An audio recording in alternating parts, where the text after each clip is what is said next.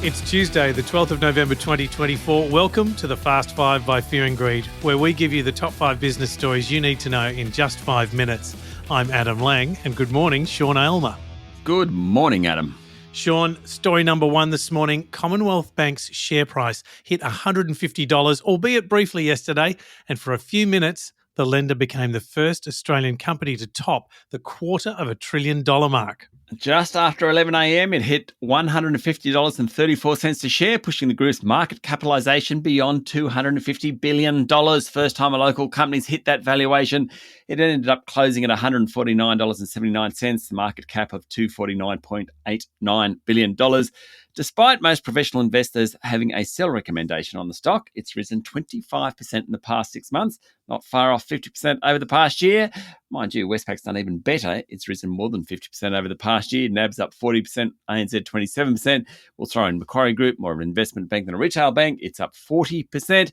Now, I don't want to rain on any parade here. It's very exciting. We could have a $250 billion company. However, if the Commonwealth Bank was in the S&P 500 on Wall Street, it'd be ranked about 60th largest company, about 4.5% the size of Nvidia, which is actually the largest company.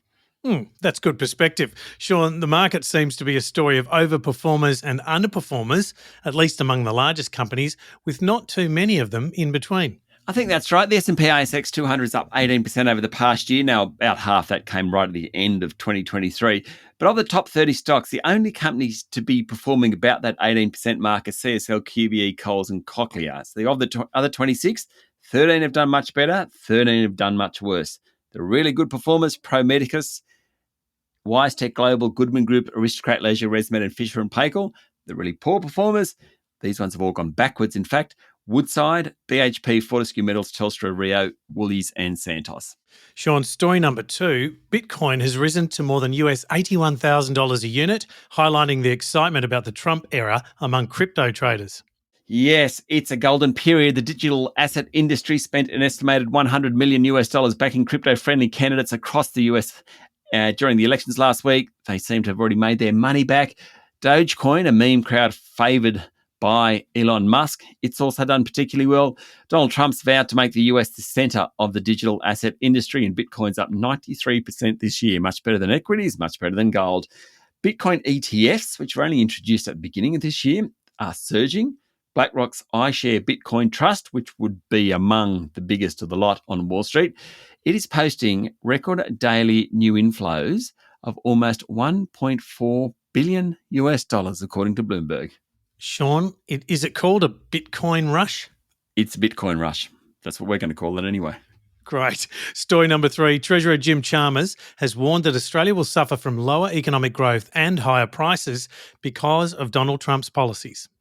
Australia won't escape the impact of the US-China trade war if Donald Trump goes ahead and puts big tariffs on Chinese goods, according to Jim Chalmers. He said that a floating exchange rate, which we have, and an independent central bank will mitigate some effects of the trade war locally, and the impact globally will actually be much greater than it is here in Australia. But the fear is that a trade war between the US and China will slow Chinese growth. That will lower demand for our goods. Analysis from the Federal Treasury done in the lead up to the US poll suggests a small reduction in growth and additional price pressures. Now, inflation in Australia might be coming down, but prices are still considered too high. That's the same sort of complaint heard in the US as well. And over the weekend, Health Minister Mark Butler came out and said a lesson for Labor out of the US election is that voters want to see their governments focus on the cost of living.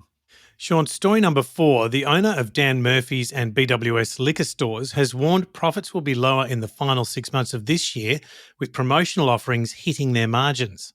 Endeavour Group owns 1,725 stores. It warned profits are lower as increasing promotions to lure-in customers are biting into margins. Also, consumer spending's weak. Endeavour's also suffering from some higher costs. Outgoing Chief Executive Steve Donohue said it's a challenge to record sales growth in this current 3 months. Endeavour's share price fell 5% yesterday. It's down 14% for this year. Endeavour owns bottle shops plus pubs and hotels around the country. It was spun out of Woolies back in 2025. The good news from yesterday, I suppose, pubs are looking okay. Christmas bookings are already at 54% of capacity.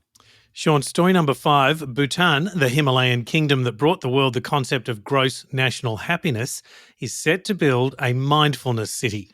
The Galefu Mindfulness City will lie in a special administrative region with separate rules and laws that will aim to be an economic corridor linking South Asia and Southeast Asia, according to officials.